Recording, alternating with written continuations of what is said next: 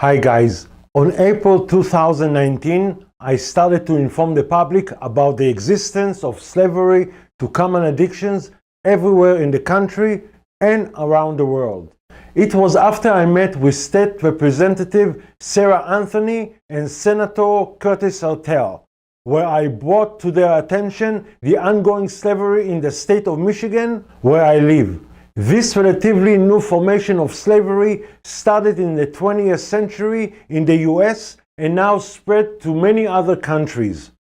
I shared with them my concern about the costly future directly due to obesity and addiction to nicotine, which are the leading cause of preventable premature deaths, not just in Michigan, but in the entire nation. For example, I showed them the plan the government offers to smokers don't have measurable long-term success to assist those who need it the most.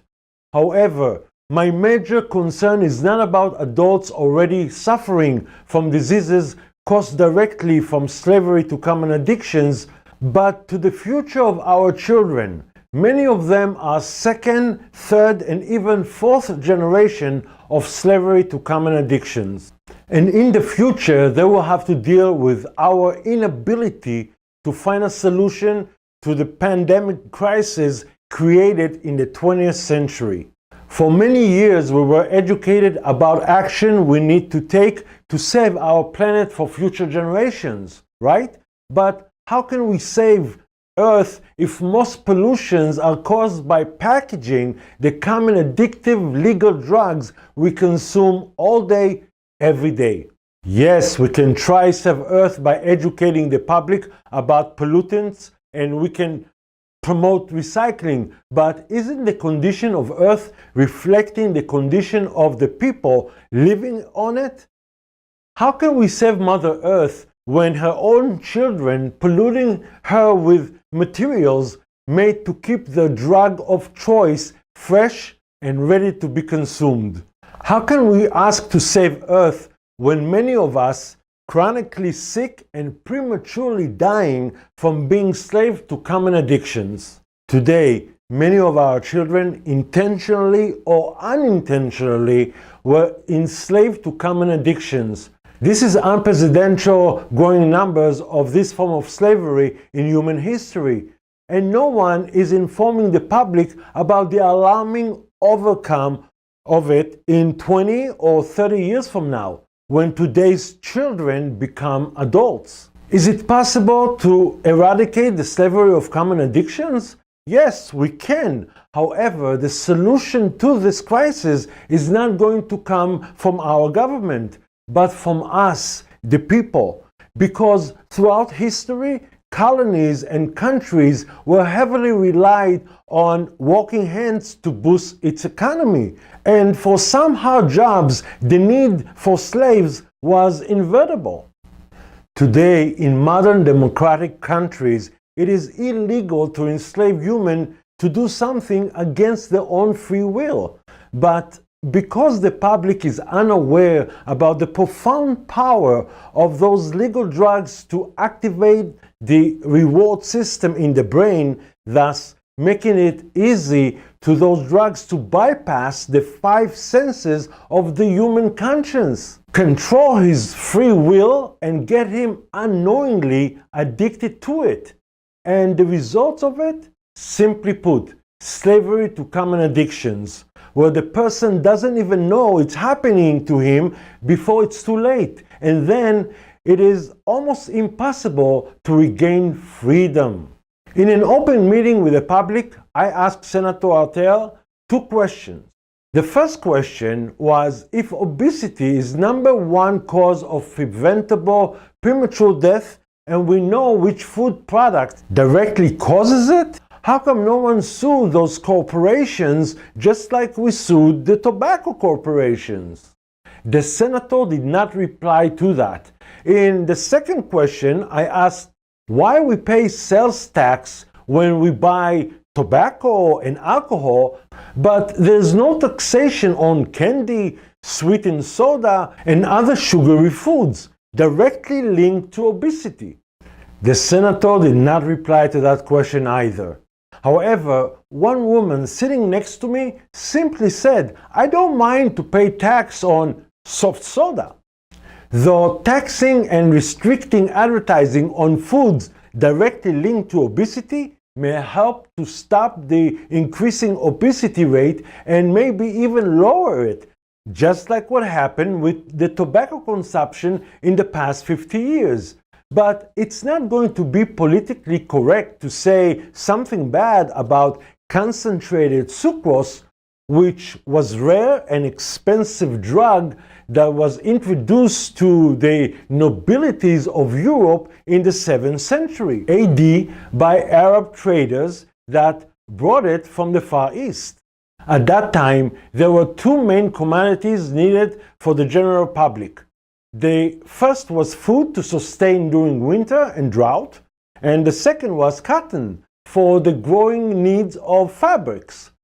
That's why cotton and grains like wheat and rice were in high demand. The Arab slave trade started to fill that growing demand, especially in the European market. It seems like slavery followed everywhere humans lived, because it's impossible for a country or a new colony to prosper without the help of hard workers to build its economy. The Arab slave trade started after the rising of Islam in the 7th century AD. Over 14 million Africans were displaced from their homes and shipped to the Far East, Mid East, and Northern Africa to work on plantations of sugarcane, a new rising drug, cotton, wheat, rice, and more.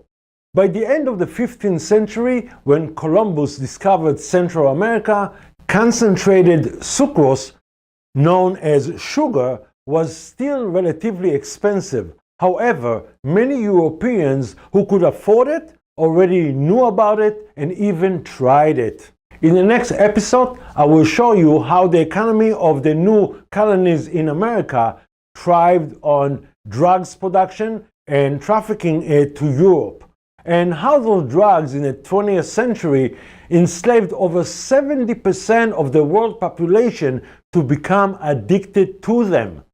If you are also concerned about the upcoming results of obesity pandemic that is dominating our society, and if you are concerned about the growing number of children addicted to nicotine vaping, please subscribe to the channel and don't forget to ring the bell if you want to see my updates. Oh yes, and I totally forgot to introduce myself to you.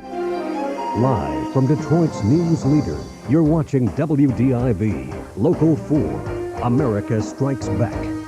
Now, we've seen that patriotism is alive and well here in Metro Detroit, with flags flying from homes, cars, even pinned on clothing. And Local 4's Paula Tutman introduces us to Ultimate Patriot, who will carry the flag by himself for 26 long miles. What we're facing as Americans right now can bring out the best in us and the worst in us. It can show our strength and our weaknesses. And for one local man who was born with a damaged heart, it is showing truly how much heart he really has, as he literally puts his best foot forward to help bring up the morale of his countrymen. 38-year-old Yair Rubin is in training as a power walker, and that in itself is a feat. He's a former heart patient, has had open heart surgery, had his share of doom and gloom from physicians, and decided not to play along with the hand that was dealt him. That said, he refuses to allow what's happening to America to break his salvaged heart. I think everybody needs extra support in any way. If I'm going to walk the marathon, why not to do it with a flag? And imagine the sight, a flag bobbing in the air, in the wind, for 26 miles. To see a man walking down the street with a flag participating in the marathon, I think it would be a great event for all of us. If you see it, and it makes you smile, or cheer, or fills your heart, Yair will consider this marathon well raced. A lot of red, white, and blue out here in Detroit today. A lot of marathon runners telling me they were inspired by something much deeper this year. Signs of patriotism virtually everywhere along the 26-mile course. And remember this man, Yair Reuven? We first introduced you to him a few days ago while he was gearing up for his power walk with an American flag strapped to his waist and his head. Wow, how can I say how was it? I mean, it was incredible because it was so windy. Now, in the flag, yeah, so now I don't have just to race for myself, also for the flag. You see, because the condition of my heart birth defect worsened, the second time I quit smoking, I exchanged the addiction to nicotine with addiction to health and physical activity. But I didn't understand why 7 years later, after a court hearing on my divorce case, all I wanted to do is to smoke a cigarette, which got me back to the addiction. Look at me. In 2012, I was addicted to nicotine. A few years earlier, I participated in marathons and stair climbing. In 2016, I managed to quit the addiction to nicotine, but I found myself addicted to fattening food. At first, I didn't understand why, after I quit smoking, I uncontrollably started to gain weight. But today, both of those addictions are behind me for good. Now you understand why it's the best time to subscribe to my channel?